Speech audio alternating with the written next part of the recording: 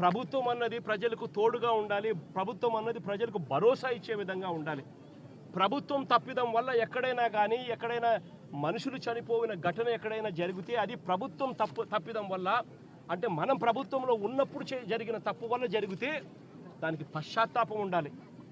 ఆ పశ్చాత్తాపానికి ఆ కుటుంబానికి మనం ఏమిస్తున్నాము అని చెప్పి మానవతా దృక్పథంతో ఆలోచన చేయాలి.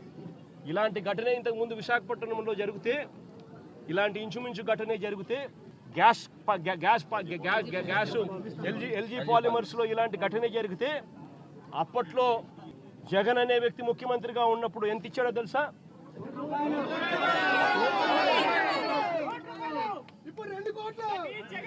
జగన్ అనే వ్యక్తి ₹1 కోటి ఒక్కొక్కరికి ఇచ్చి ఆ కుటుంబాలను ఆదుకున్నారు.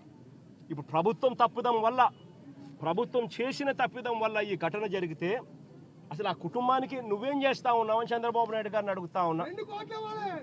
ఒకటే చెప్తా ఉన్నా, వీళ్ళు ఇచ్చినా ఈకపోయినా కానీ చనిపోయిన ఈ కుటుంబాలకు గుర్తు పెట్టుకొని మళ్ళీ మేము అధికారంలోకి వచ్చిన తర్వాత ఈ కుటుంబాలకు ఆ ₹1 కోటి బ్యాలెన్స్ వీళ్ళు ఇచ్చినారు.